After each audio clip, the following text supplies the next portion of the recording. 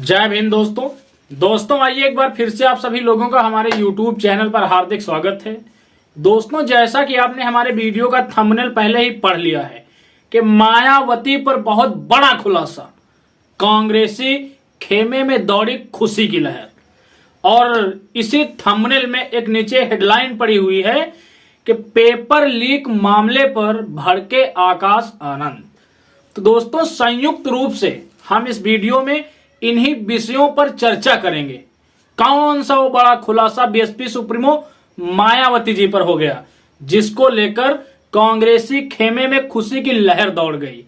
दोस्तों, वीडियो शुरू करने से पहले हम आपसे कहेंगे कि अगर अभी तक आपने हमारे चैनल को सब्सक्राइब नहीं किया है तो कृपया चैनल को सब्सक्राइब करें, ताकि हम कोई भी वीडियो अपलोड करें तो उसकी नोटिफिकेशन सबसे पहले आप तक पहुंचे और हमें हमारे काम के प्रति मोटिवेशन मिलता रहे। दोस्तों, जैसा कि आप देख रहे हैं कि लोकसभा चुनाव ज्यों-ज्यों नजदीक आता जा रहा है, देश में सियासी हलचल त्यों-त्यों तेज बढ़ती जा रही है। दोस्तों, सपा समाजवादी पार्टी उत्तर प्रदेश के अंदर बराबर टूट रही है। स्वामी प्रसाद मौर्य समाजवादी पार्टी के एक दिग्गज नेता, उन्होंने सपा से आज पूरी तरीके से इस्तीफा दे दिया और अपनी एक नई राजनीतिक पार्टी बना ली है। दोस्तों, बड़े बड़े नेता सपा को छोड़कर जा रहे हैं। भारतीय जनता पार्टी 400 पार का नारा दे रही है, लेकिन यूपी के अंदर वो डर रही है और उसकी डर का सबसे बड़ा जो कारण है वो कारण है बीएसपी सुप्रीमो मायावती जी की चुप्पी। दोस्तों, वहीं राष्ट्रीय कांग्रेस भी इस बार देश में पूरी तरीके से अपना दमखम दिखा रही है कि इस बार भाजपा को देश की गद्दी से बेदखल कर देना है। दोस्तों, आपको बताता चलूं, इस सियासी उठापटक में इस देश का एक नेता जो अभी तक पूरी तरीके से शांत बैठा हुआ है, लेकिन देश की राजनीति में वो प्रासंगिक है, उस पर चर्चा हो रही है, और वो नेता है बीएसपी सुप्रीमो मायावती जी। दोस्तों, हालांकि बीएसपी सुप्रीमो मायावती जी ने यह पुष्टि कर दी है कि अब वो किसी भी दल के साथ गठबंधन नहीं करेंगी। उन्होंने आरोप लगाया है कि बहुत सी पार्टियां उत्तर प्रदेश के साथ साथ पूरे देश में ऐसी हैं जो बीएसपी से गठबंधन के लिए उतावली हैं। उनकी दाल नहीं गलने वाली है देश में बीएसपी के बगैर। आखिर बीएसपी सुप्रीमो मायावती जी, उनके मन में चल क्या रहा है, 2024 में वो क्या करने वाली हैं, इन विषयों पर भी हम चर्चा करेंगे। उससे पहले एक थोड़ी सी बात आपको बताता चलूं। साथियों, उत्तर प्रदेश में अब दो पार्टियों के बीच ही इंडिया गठबंधन सिमट कर रह गया है, और वो दो पार्टियां हैं सपा और कांग्रेस। साथियों, आपको बताता चलूं, कल समाजवादी पार्टी प्रमुख अखिलेश यादव जी का एक बयान जारी हुआ था। उस बयान में उन्होंने कहा था, जब यूपी में कांग्रेस और सपा के बीच सीट शेयरिंग का मामला तय हो जाएगा, तब अखिलेश राहुल गांधी की यात्रा में शरीक होंगे। दोस्तों, आपको बताता चलूं, इस देश के बड़े बड़े राजनीतिज्ञ, बड़े बड़े पत्रकार, बड़े बड़े राजनीतिक विश्लेषक ये विश्लेषण कर रहे हैं कि राहुल गांधी और अखिलेश का जो गठबंधन है अब वो कुछ ही क्षणों का मेहमान रह गया है।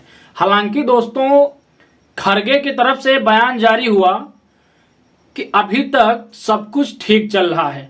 इससे ये अनुमान लगाया गया कि शायद सीट शेयरिंग का मामला तय हो गया।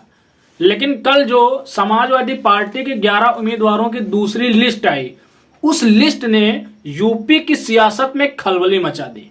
बहराइच, जो कांग्रेसियों की एक हॉट सीट रही है और जहां से लगभग कांग्रेस ने अधिकांशतः लोकसभा चुनाव जीते हैं, जो कांग्रेस का गढ़ रहा है, उस पर भी समाजवादी पार्टी ने अपना उम्मीदवार घोषित कर दिया है। ऐसे में सोशल मीडिया पर ये चर्चाएं गूंजने लगी हैं कि यूपी में अब अखिलेश और राहुल का गठबंधन भी टूट जाएगा। दोस्तों, तमाम यूट्यूबर, तमाम सोशल मीडिया पर काम करने वाले पत्रकार बंधु तो यहां तक विश्लेषण कर रहे हैं कि अखिलेश और राहुल के बीच में जो ये दरार बन रही है, ये दरार कहीं ना कहीं बीएसपी सुप्रीमो मायावती जी की वजह से बन रही है। तो दोस्तों, लोगों का ये स्टेटमेंट कितना सही है, इस पर हम चर्चा करेंगे।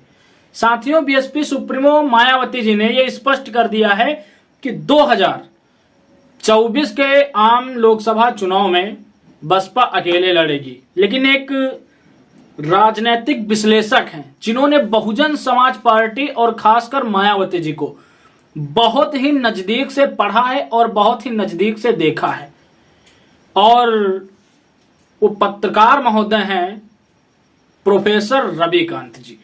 दोस्तों, उन्होंने अभी एक बयान जारी किया अपना। उन्होंने उस बयान में कहा है कि मायावती कब कौन सा फैसला लेंगी ये किसी को नहीं पता होता है। उन्होंने कहा है कि मायावती जी उत्तर प्रदेश के साथ साथ देश भारत में लोकसभा चुनाव के मद्देनजर कोई बड़ी बार्गेनिंग करने वाली हैं। दोस्तों, उन्होंने एक बहुत बड़ा खुलासा किया है बीएसपी सुप्रीमो मायावती जी को लेकर। वो खुलासा जब आप सुनेंगे तो चौंक जाएंगे। आपको बताता चलूं, एक और तो बीएसपी ये दावा कर रही है कि 2024 का लोकसभा चुनाव वो अकेले दम पर लड़ेगी। दूसरी ओर उसकी भी सियासत पूरी तरीके से जारी है कि कांग्रेस का गठबंधन इस बार बसपा से हो जाए, और बसपा कांग्रेस के साथ लगभग 5 राज्यों में गठबंधन करना चाहती है। सबसे पहला राज्य है उत्तर प्रदेश, दूसरा राज्य है पंजाब। दोस्तों, पंजाब आपको मालूम होना चाहिए, पंजाब में बसपा का गठबंधन पहले शिरोमणि अकाली दल के साथ था, लेकिन अब वो गठबंधन टूट चुका है और बसपा मान्यवर कांसीराम साहब जी की धरती पर अकेली हो चुकी है। और आपको बताता चलूं, पंजाब का दलित सेम वैसे ही बीएसपी सुप्रीमो मायावती जी के लिए भावुक है जैसे उत्तर प्रदेश का दलित। एक समय रहा जब पंजाब में बसपा के 9 विधायक आए, लेकिन वो बात अलग की है। आज वो अपनी सियासत को बौनी करती जा रही है। दोस्तों, आपको बताता चलूं, पंजाब के बाद दिल्ली, राजस्थान और उत्तराखंड में ये जो 5 राज्य हैं, यहां पर बसपा कांग्रेस के साथ गठबंधन में आना चाहती है, और यहां पर इन 5 राज्यों में बसपा लगभग अच्छे खासे विधायक विधानसभा चुनाव में जीत चुकी है।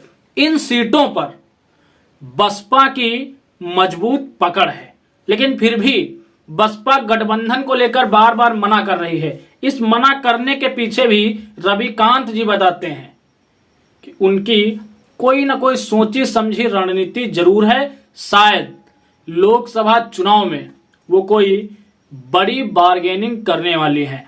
इसका सबसे बड़ा जो प्रूफ है वो ये है कि लोकसभा चुनाव के महज 2 से 2.5 महीने बचे हैं, और अभी तक ना तो बसपा ने अपने उम्मीदवारों की लिस्ट जारी की है और ना ही कांग्रेस ने।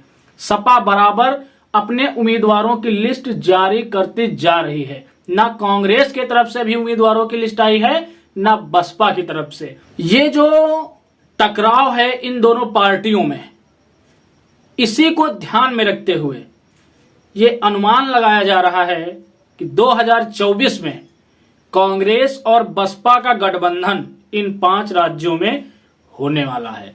दोस्तों, अगर ये गठबंधन बना और अगर इस गठबंधन में असदुद्दीन ओवैसी आ गए तो ना सपा ना भाजपा उत्तर प्रदेश में किसी भी दल को मुंह छिपाने की जगह नहीं मिलेगी।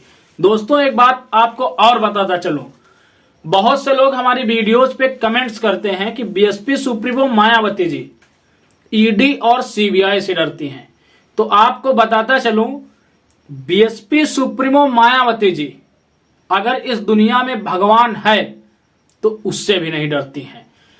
अगर गठबंधन में न आने की असली वजह ईडी और सीबीआई होती तो आपको बताता चलूं 2019 में भी ईडी और सीबीआई थी, 2019 में भी इससे ज्यादा भारतीय जनता पार्टी बसपा पर फायर रहती थी, क्योंकि उसको उस समय डर था कि अभी भी बसपा के पास शक्ति है। अगर बसपा ने उस शक्ति को इस्तेमाल कर दिया तो भारतीय जनता पार्टी के लिए मुसीबत बन जाएगी। शायद इस बात को भारतीय जनता पार्टी के शीर्ष नेतृत्व के नेता अभी भी भली भांति समझ रहे हैं। वो बात अलग की है कि इस देश के कुछ चंदू से नेता इस बात को नहीं समझ रहे हैं। दोस्तों, भारतीय जनता पार्टी के शीर्ष नेतृत्व में वो दमखम नहीं है कि वो बीएसपी सुप्रीमो मायावती जी के घर पे ईडी और सीबीआई का ऑफिसर भेज दें, और ईडी और सीबीआई के ऑफिसर में भी अभी वो हिम्मत नहीं है कि वो बीएसपी सुप्रीमो मायावती जी के दरवाजे पर छापेमारी के लिए चले जाएं। भारतीय जनता पार्टी ये भली भांति जानती है कि अगर उन्होंने ये भूल की तो 2024 में उनके सामने एक बहुत बड़ी मुसीबत खड़ी हो जाएगी, जिसका सामना करने वाला अभी भारतीय जनता पार्टी में शायद कोई नहीं है। दोस्तों, उत्तर प्रदेश पुलिस सिपाही भर्ती का जो पेपर लीक का मामला सामने आया है, उस पर आकाश आनंद ने इस प्रदेश की सरकार पे कटाक्ष किया है। उन्होंने कहा है, एक तो वैसे भी सरकार इस देश में नौकरियां कम करती जा रही है, और अगर भर्तियां निकालती भी है तो उस पर परीक्षाएं नहीं करवा पाती या उन भर्तियों को पूरा नहीं करवा पाती है। परीक्षा से पहले ही पेपर लीक का मामला इस देश में विद्यार्थियों के मनोबल को कमजोर करता है। दोस्तों, उन्होंने कहा है ये सरकार की दोहरी राजनीति है। उन्होंने रोजगार के मामले में बसपा का हवाला देते हुए कहा है कि बीएसपी ने अपने शासनकाल में रोजगार के जो अवसर बिना रिश्वत के योग्यता के आधार पर लोगों को दिया, वो काम अभी उत्तर प्रदेश की सरकार में कोई भी पार्टी नहीं कर पाई है। फिलहाल दोस्तों, इस वीडियो में इतना ही। बाकी आप लोग कमेंट सेशन में जरूर बताइए कि 5 राज्यों में कांग्रेस और बसपा का गठबंधन होना चाहिए कि नहीं होना चाहिए। हम मिलेंगे एक अगले वीडियो में एक अगले मुद्दे के साथ। तब तक के लिए आप सभी को मेरा सादर जय भीम, जय भारत, जय संविधान।